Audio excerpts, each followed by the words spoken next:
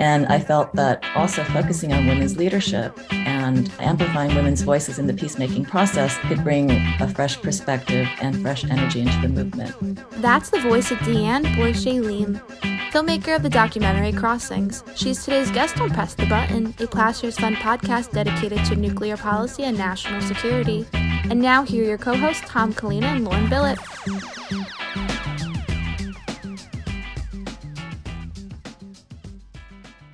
Thanks, Angela, and welcome back to Press the Button. Before we get into the show today, I want to take a moment and thank Desiree Cepetis, our policy analyst here at Plowshares Fund.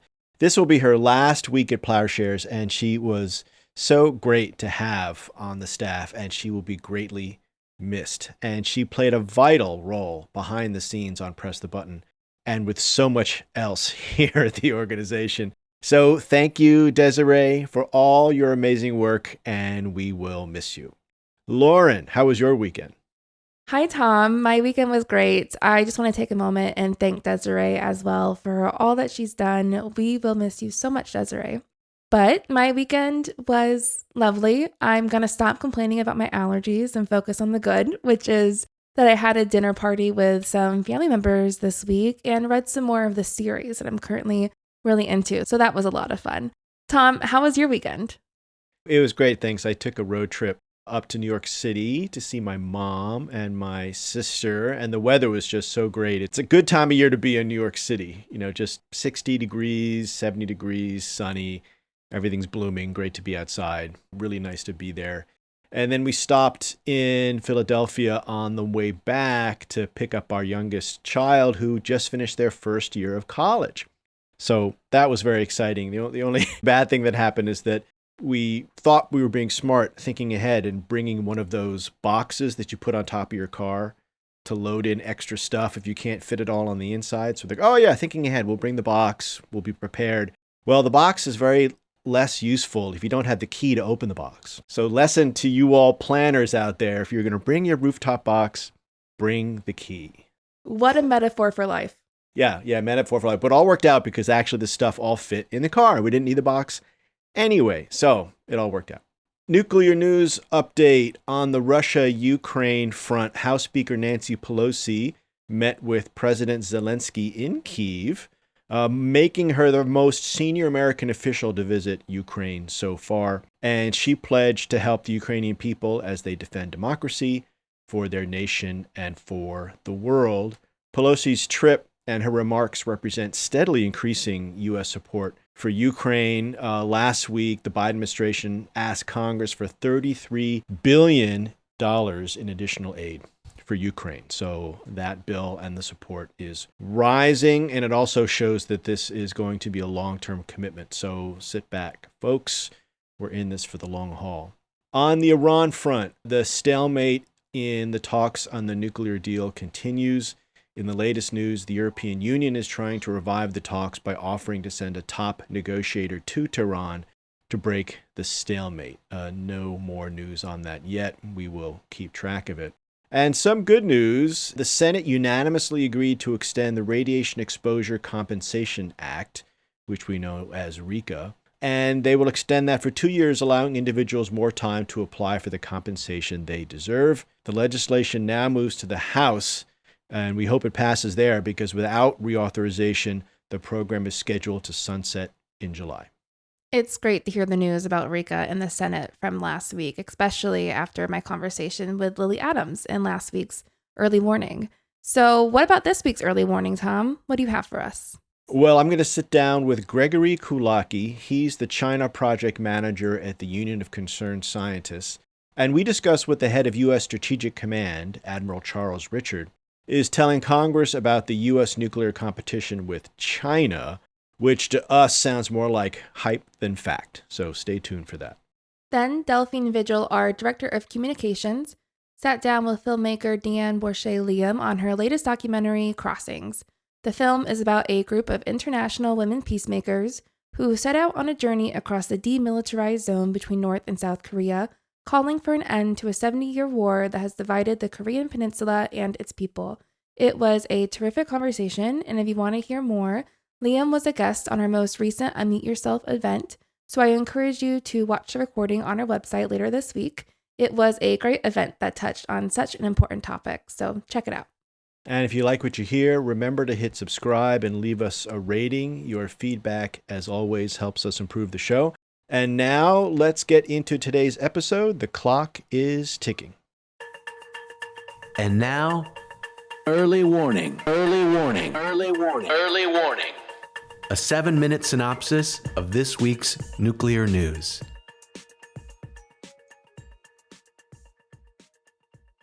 Thanks, Del.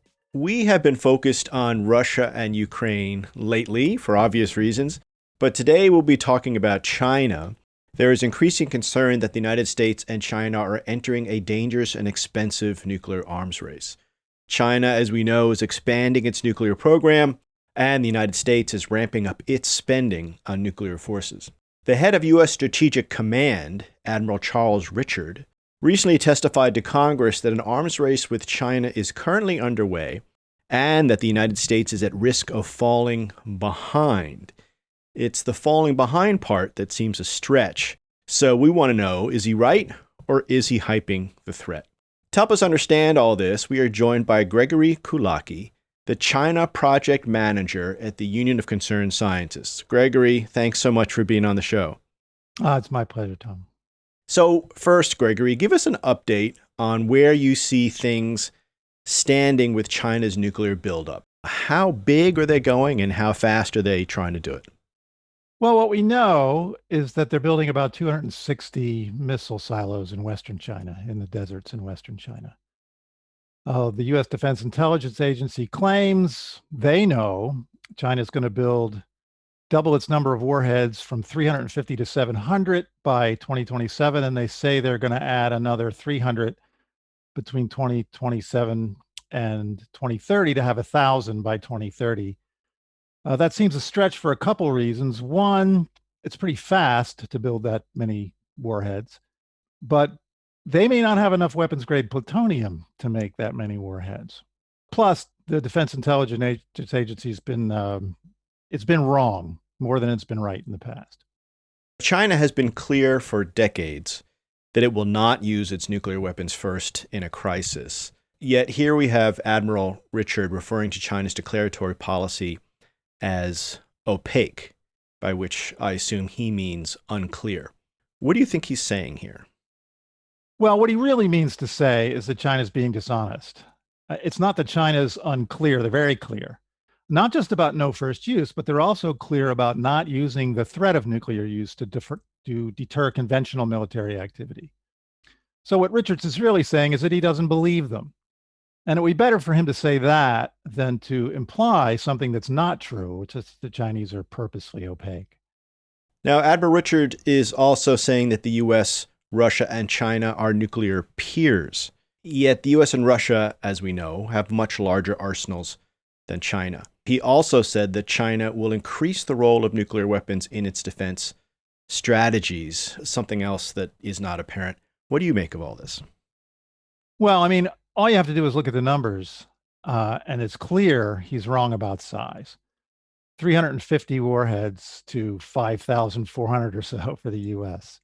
3,400 of those can be delivered where China can deliver all 350 of it. So the numbers just don't add up. China has an arsenal about the size of England or France. So he's really exaggerating there.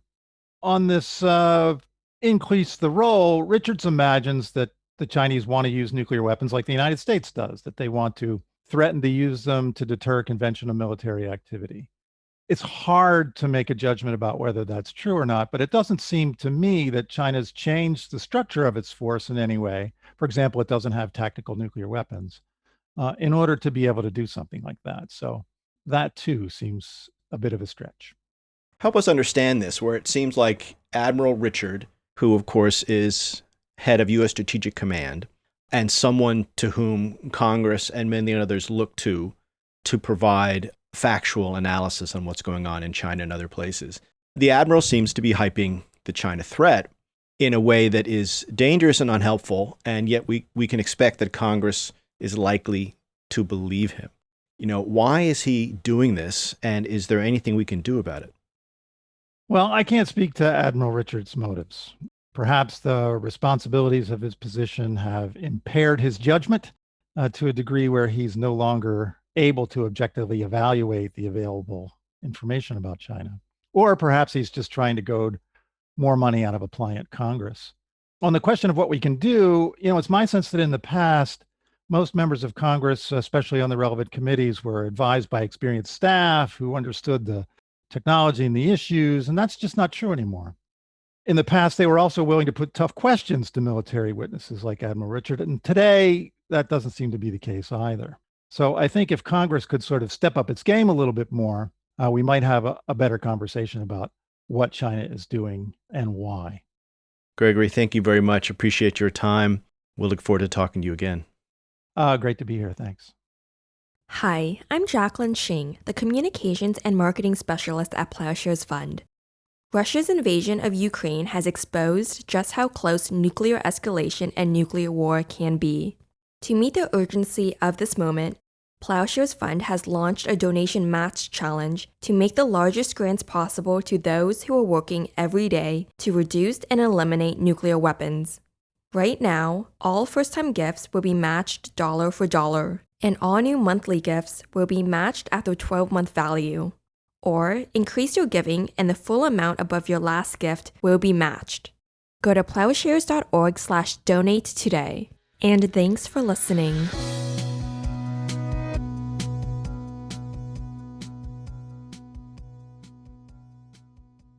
Welcome, everyone, and thanks for listening to Press the Button. My name is Delfin. I'm the Director of Communications at Plowshares Fund. Today, our guest is Deann Borshay Liem. Deann is an Emmy-nominated filmmaker with over 20 years' experience working on independent documentaries.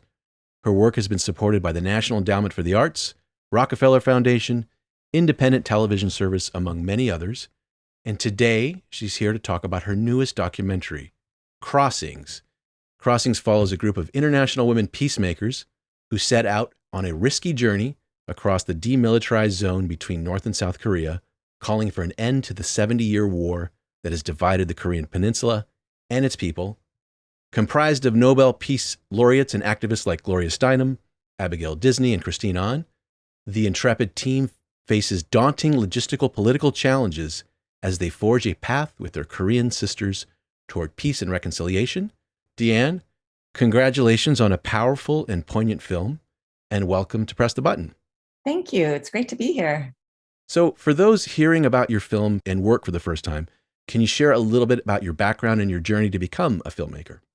I've been a documentary filmmaker for over 20 years and have worked most of my career in telling stories about the Asian American experience. These include documentaries about Southeast Asian youth who arrived as refugees to the United States following the Vietnam War, stories about women who were forced into military sexual slavery during World War II by the Japanese Imperial Army, several projects about the Korean War and divided families, as well as 3 films about transnational adoptions from South Korea, including a film called Geographies of Kinship, which is going to be on public television on the World Channel on May 19th. Of the films I've directed, all of them in some way touch on the singular trauma of my generation and the generation that preceded me, of course, which is the Korean War. The war left 4 million people dead, about 1 million Chinese and 3 million Koreans, and resulted in just untold suffering. It's a historical trauma that continues to impact multiple generations and has left its mark on U.S.-South Korea relations in terms of U.S. military occupation of South Korea and this unresolved armistice that leaves open the risk of renewed fighting. And it's certainly a historical event that has shaped who I am and something that I continue to try to understand. And can you talk a little bit about that personal connection? Do you have some family roots in the region? Well, I was born in South Korea after the signing of the armistice. The armistice was signed in 1953. So I was born 4 years after the signing of the armistice, which gives you a sense of my age. Then 9 years later, I was actually adopted by an American family and in Fremont, California. And when I arrived in 1966 in the United States, one of my recollections from my childhood is that everyone felt pity for me because I was a war orphan and that my father had been killed during the Korean War. But, many years later, I discovered that that was not true. I was not a war orphan. And in fact, I wasn't even an orphan at all. I had a family in Korea and was actually reunited with my birth mother and brothers and sisters and a very large extended family, a family that I'd been forced to essentially forget. And after this very emotional reunion and several decades really of working through the loss of my original family, I came to really realize that our separation through international adoption was really a microcosm of the separation of millions of family members due to the unended Korean War, on the Korean Peninsula. And my desire to search for and reunite with my Korean birth family, as well as the many decades I've spent trying to really repair that loss, mirrors in many ways those of divided families throughout the Korean Peninsula who long to see their families again and who even, often just want to know if their families are alive. So, this is a very personal issue for me. One day, Christine Ahn, the Korean American activist who is featured in this film, asked me if I wanted to go to North Korea and cross the DMZ into South Korea, calling for peace and to promote the reunification of Korean families. So when she asked me this, how could I refuse? I'd worked on various peace efforts over the decades and knew that what Christine was proposing was historic, that if these women could actually cross the DMZ, that it would be an historic event. You don't get to cross the DMZ every day. And I felt that also focusing on women's leadership and amplifying women's voices in the peacemaking process could bring a fresh perspective and fresh energy into the movement. So, I invited a small crew, including Nadia Hallgren, who's an amazing camera woman, JT Takagi, who's a very experienced sound recordist and who actually has made a couple of films about North Korea and US relations. And we documented the whole journey. And then beyond that, we continued to film after Donald Trump's election, following the work of Women Cross DMZ to various places, Vancouver, Beijing, back to Seoul, to Hanoi, et cetera. And as they developed this amazing national and global network. So it's been very exciting. Can you talk about what it was like to step foot on North Korean soil? Yeah, well, this was the fourth time that I've been to North Korea, and it's not an easy place to get to, and it's not an easy place to travel in. You have to get there via a country like China. So the group actually spent time in Beijing, did the prep and organizing in Beijing, and then flew into Pyongyang. It's very difficult to travel to North Korea without having a lot of preconceptions about what this country is, questions about, is what we're seeing real? Are people being authentic? Is all this being staged? Is everything fake? All of those kinds of questions, because we, I think in the West, whether we're aware of it or not, we're so preconditioned to see North Korea in a particular way. I noticed that there was a lot of tension and concerns, but a lot of openness. And I was particularly interested in how the women themselves experienced the country, what they were taking in and what they were processing. And for me, as the filmmaker, I think that became sort of a core narrative arc of the film and of the journey, because I think that North Korea is so vilified and demonized and dehumanized. I think the question for me became, can the women see people in the North as human beings? So I think that was one of the things that became a core question and struggle and a constant presence on the journey and in the film. In terms of crossing the DMZ, it was an amazing thing to cross the DMZ. The group wanted to cross at Panmunjom, where I think when people here think of the DMZ, they think of the area called Panmunjom, which is the blue buildings. There's a concrete line that is called the military demarcation line. That's the official border. And on each side, there's, soldiers on the northern side and soldiers on the southern side. That's what people sort of view as the DMZ. And because Panmunjom has such a significant historical symbol of the ongoing division, the women wanted to cross there.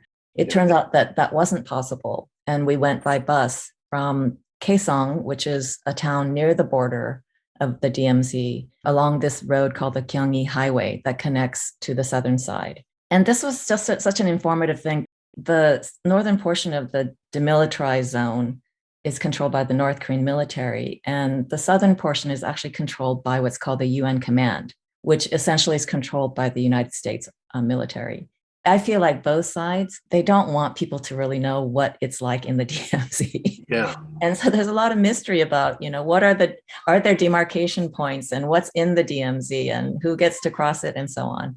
To me, it was fascinating to learn that there is this road that connects north and south. It's a highway, it's paved, you can cross it, and there's customs on both sides. You can actually go through, you show your passport, they check your luggage, on both sides. So it's like going to any other country. In lots of ways, I feel like this mechanism or the structure by which people from the north and south can cross and see each other exists already.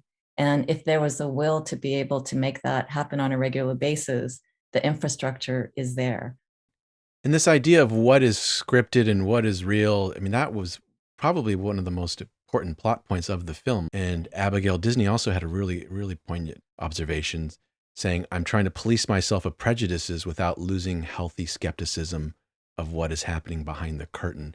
Can you talk a little bit about how you balanced, being in the moment, capturing what's there, and knowing that you have this obvious obstacle of censorship and control, and at the same time, you're very fortunate to even have the access. What was that like for you as a filmmaker?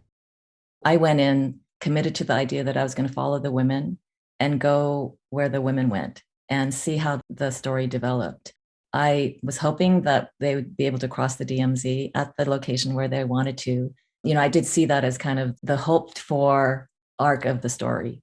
But really, the arc of the story, to my mind, was this question about would the women be able to connect with the North Korean women that they met? I did feel in the end that did happen. Not that they didn't leave without skepticism or a lot of doubts. I think the skepticism and doubts that Gloria and Abby and others expressed weren't erased, but I think that they were able to see the humanity of the women they met and connect on a human to human level. So I felt that in the end was kind of the emotional and sort of ethical arc of the film. In terms of censorship and access, prior to going on the trip, I had submitted all the paperwork, who the crew was, and we had obtained approval by all of the three main parties that were the host committees on the North Korean side. And I had submitted a proposal of what I was going to film and who was going to be doing the filming. So that had all been pre-approved. In terms of access, the only thing that they told us not to film was any scenes of North Korean soldiers. And, I don't really recall seeing North Korean soldiers on the streets or anything like that. But otherwise, they didn't really give us any restrictions about what could be filmed.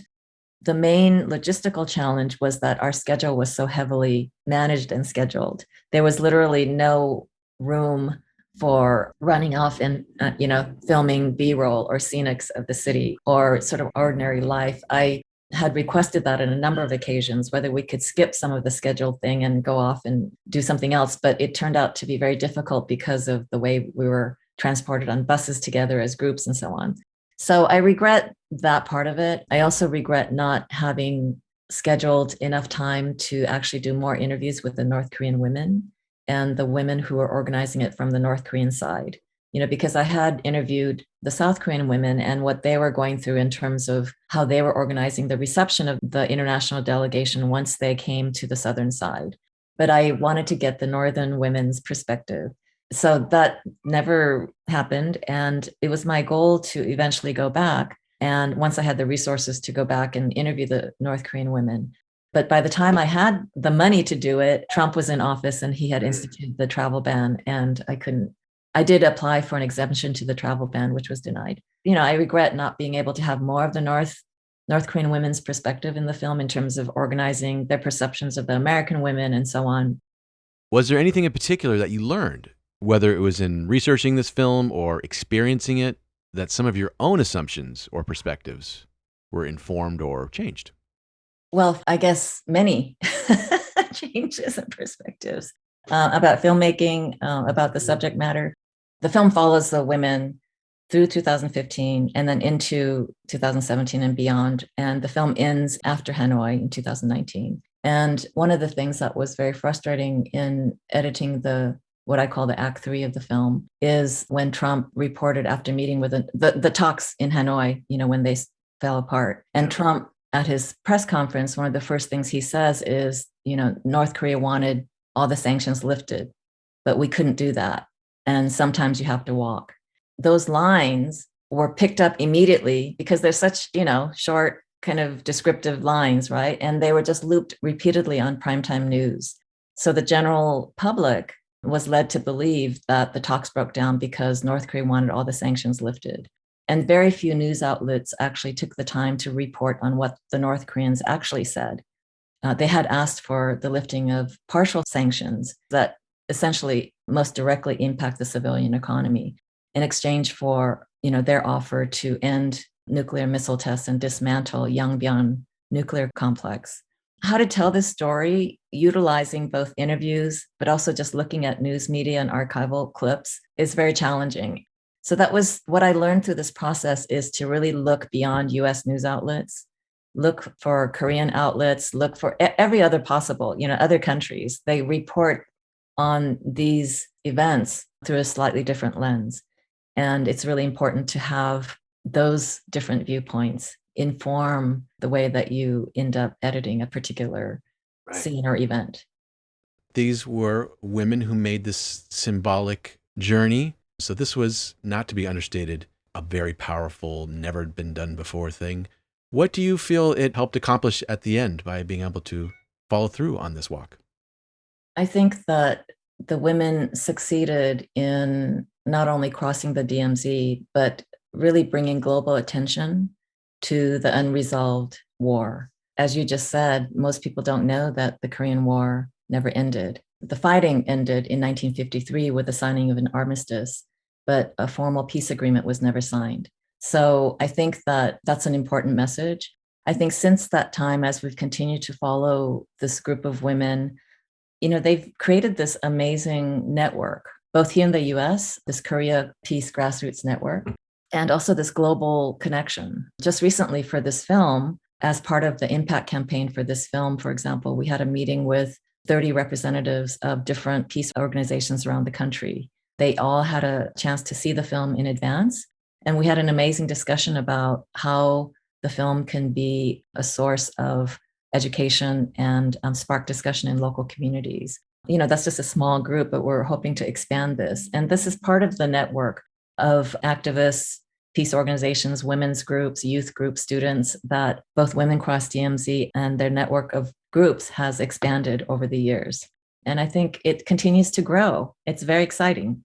Last question. So at the end of this process, do you feel more positive and hopeful? I do. I do feel more hopeful. Koreans have been working on this issue of reunification and peace for decades. And I've been involved in various activities with members of my family over, 20 plus years. But in all the years, I've never actually stopped to think and feel what it would be like to see a united Korea or a peace agreement happen or an end of war declaration.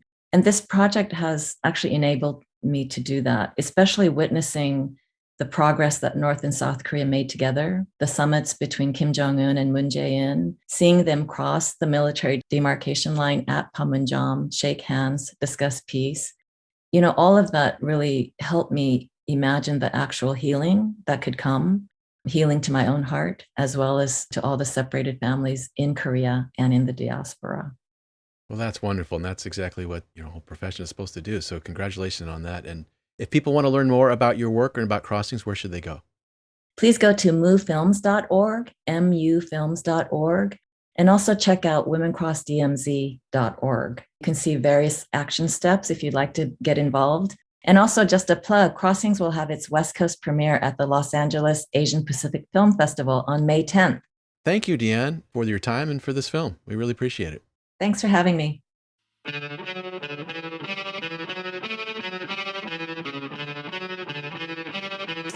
Thanks for listening to Press the Button.